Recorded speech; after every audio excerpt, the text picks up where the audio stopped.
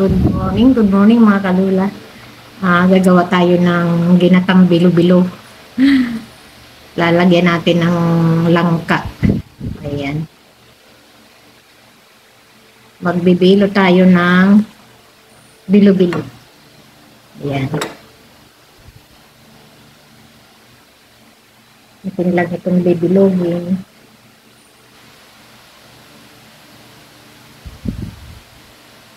Ganun lang mga kalula ang paggawa ng ginatan.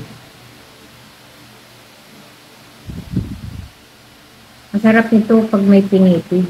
Marami akong pinipig dati. Binigay ng kaibigan ko. Nakalagay lang yun sa grapon.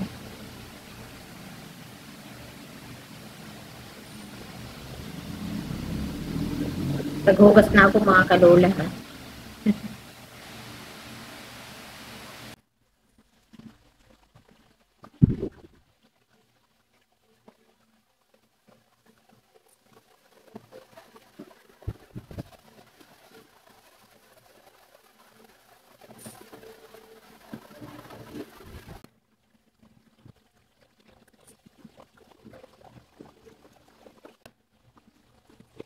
Ayan na mga kalula ang ating pangsasahog. Mayroong saging, mayroong langka, at mayroong kamote at saka ubi.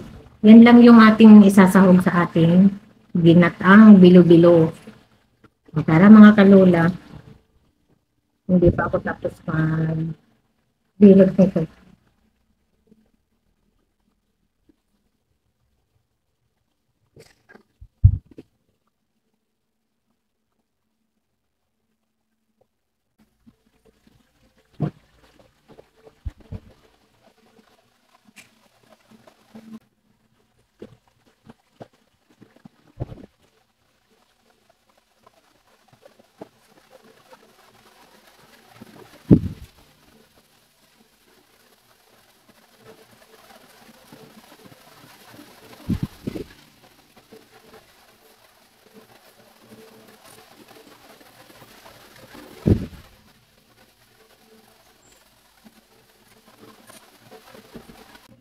Ayan mga kalula, ay nagpakulo na tayo ng unang gata. Ayan natin ang ilalagay yung sagong maliliit. Sagong maliliit. Saka yung gabi. Yan ang ating unahin pagpakulo sa ating ginatang bilo-bilo. Kasi medyo matagal itong lumambot. Ayan, atin ang isasabay sa ating pinakuluan na gata. Mamaya na yung kanggata. Ayan, atin muna itong palambutin at bago natin ilagay lahat yung mga ibang sahog pa, ayan, titingnan natin pag ito ay malambot na mamaya. Atin muna takpan.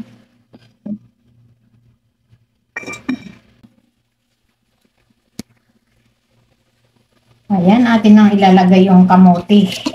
Kamote. Ito na. Ayan. Okay. At maya-maya ating susunod yung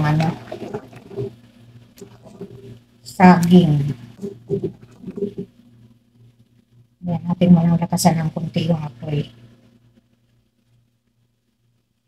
Ayan, natin ang ilisabay yung saging. Saging na atin ang in-slice.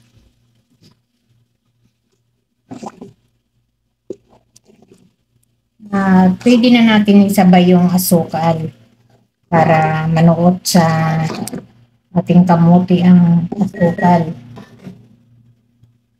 Ngayon, atin lang mga 1/4 lang siguro nito. Kasi hindi rin naman maganda pag masyadong matamis. Pag kulang pa ng tamis sa atin naman, pwede naman natin dagdagan. Ayan, okay na yan. Mamaya na lang pag kulang ng tamis, pwede natin dagdagan.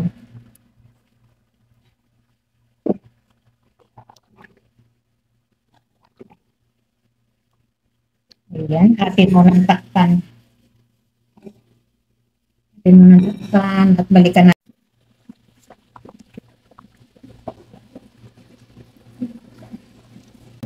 Ayan, ito na yung kanggata atin ang ilalagay. Medyo buo kasi siya kasi pre-naser ko po ito. Dahil mainit ang panahon ngayon, kailangan lahat ng pagkain nyo lang natin hayaan sa labas. Kailangan i-freezer natin para hindi masira.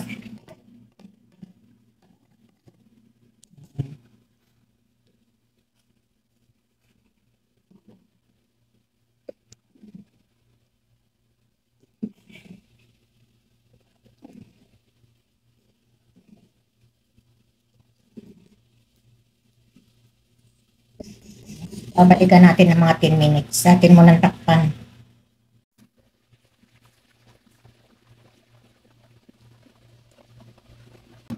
Ayan, natin ang ilalagay ang bilo-bilo.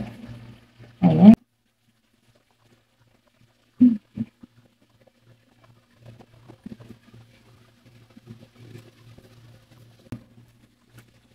Isa-isa lang para hindi manipit. Hindi magkakadikit-dikit.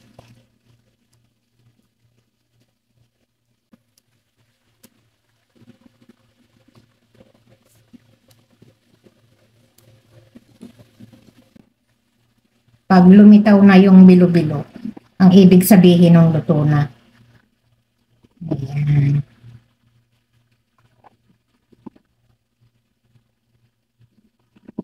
Pag yan ay lumutang na, ibig sabihin nun ay luto na. Kaya, atin pong babalikan ng mga 5 minutes lang. Ayan, no? Ang lapot. Ang lapot, mga kalula. Ating balikan ng 5 minutes.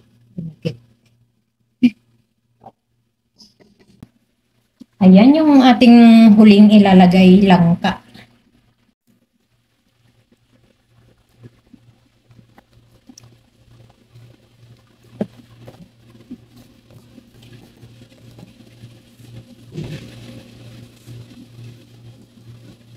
Ayan ang ating huling nilagay. Ang langka.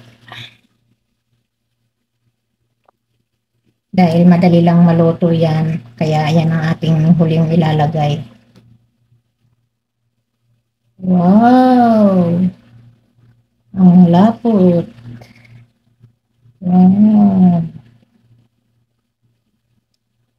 Ang lapot ng ginatang. Ginatang halo. Ayan.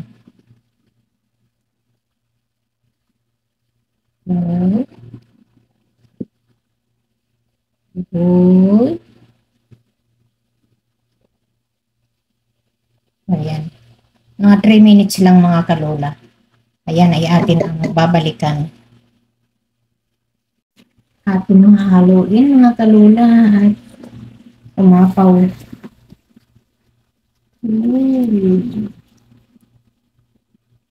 Ayan. Nakalipas na yung 3 minuto kaya atin na itong papatayin ng apoy. Nakalutang na yung bilo-bilo. Kaya luto na ito.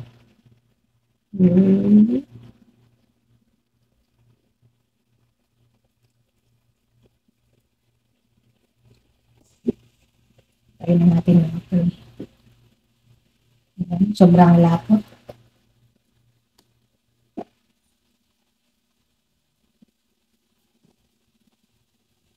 Ayan. Meron na tayong merienda mamaya mga kalola. Sobrang lapot. Ayan, atin ang patayin ng apoy mga kalola.